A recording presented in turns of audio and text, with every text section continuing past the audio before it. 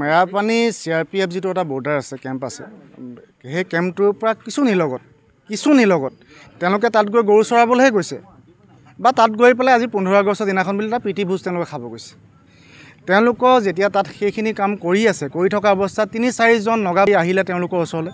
অহাৰ পিছত তেওঁলোকৰ নথিপত্ৰ বিচাৰিলে। তেওঁলোকৰ নথিপত্ৰ তেওঁলোকে মোবাইলত তেওঁলোকক শ্ব' কৰিলে, দেখুওৱাৰ পিছত কোনো কথা নাই বতৰা নাই। 5জন যুৱক 4জন নহয় 5জন যুৱকৰ 4জনক বা 2-3জনক তেওঁলোকে ব্যৱহাৰ কৰিছে আৰু এজন লোকক তেওঁলোকক আঘাতপ্ৰাপ্ত কৰিছে। আজি সেই আঘাতপ্ৰাপ্ত যুৱকজনক মেৰাপানী অসামৰিক চিকিৎসালয়ৰ পৰা গোলাঘাট অসামৰিক চিকিৎসালয় তেওঁক প্ৰেৰণ কৰা হৈছে। আজি নগাৰ আগাখন বাদ দিয়ক, আজি কিছুদিনৰ আগলৈকে মিয়া আগাৰ পৰা আমাৰ মেৰাপানী সাধাৰণ জনতাখিনি বা সাধাৰণ যিখিনি আমাৰ খিলঞ্জীয়া মানুহ হওক সেই মানুহখিনি নিৰাপত্তাত ভুগি আছিলে। আজি সেই বস্তুটো আজি অসম চৰকাৰক আমি এটা কাৰণে ধন্যবাদ জনাইছিলোঁ যে তেওঁলোকে উচ্ছেদ কৰিছিলে। উচ্ছেদ কৰাৰ পিছত আজি মিয়াৰ উচ্ছেদ হোৱাৰ পিছতো নগাৰ কিয় বৃদ্ধি পাইছে তেতিয়াহ'লে? আজি এদিন দুদিনৰ কথা নহয়।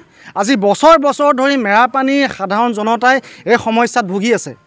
এইখিনিৰ পৰা নিৰাপত্তা কোনখন চৰকাৰে আমাৰ সাধাৰণ জনতাক দিব? আমাৰ প্ৰশ্ন আছে তাত।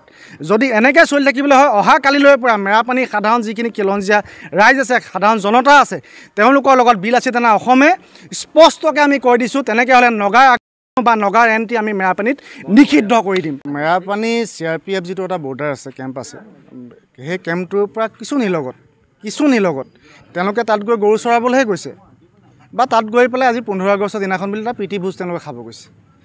তেওঁলোকৰ যেতিয়া তাত সেইখিনি কাম কৰি থকা অৱস্থাত 3-4জন নগা আহিলে তেওঁলোকৰ ওচৰলৈ। অহাৰ পিছত তেওঁলোকৰ নথিপত্ৰ বিচাৰিলে। তেওঁলোকৰ নথিপত্ৰ তেওঁলোকে মোবাইলত তেওঁলোকক শ্ব' কৰিলে, দেখুওৱাৰ পিছত কোনো কথা নাই বতৰা নাই। 5জন যুৱক 4জন নহয় 5জন যুৱকৰ 4জনক বা 2-3জনক তেওঁলোকে ব্যৱহাৰ কৰিছে আৰু এজন লোকক তেওঁলোকক আঘাতপ্ৰাপ্ত কৰিছে। আজি সেই আঘাতপ্ৰাপ্ত যুৱকজনক মেৰাপানী অসামৰিক চিকিৎসালয়ৰ পৰা গোলাঘাট অসামৰিক চিকিৎসালয় তেওঁক প্ৰেৰণ কৰা হৈছে। আজি নগাৰ আগাখন বাদ দিয়ক, আজি কিছুদিনৰ আগলৈকে মিয়া আগাৰ পৰা আমাৰ মেৰাপানী সাধাৰণ জনতাখিনি বা সাধাৰণ যিখিনি আমাৰ খিলঞ্জীয়া মানুহ হওক সেই মানুহখিনি নিৰাপত্তাত ভুগি আছিলে।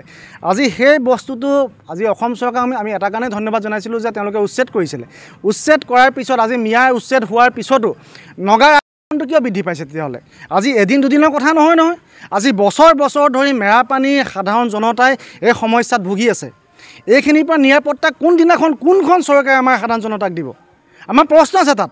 যদি এনেকৈ চলি থাকিবলৈ হয় অহা কালিলৈৰ পৰা মেৰাপানীৰ সাধাৰণ যিখিনি খিলঞ্জীয়া ৰাইজ আছে, সাধাৰণ জনতা আছে, তেওঁলোকৰ লগত বিলাসিতা অসমে স্পষ্টকৈ আমি কৈ দিছোঁ। তেনেকৈ হ'লে নগাৰ এণ্ট্ৰি আমি মেৰাপানীত নিষিদ্ধ কৰি দিম।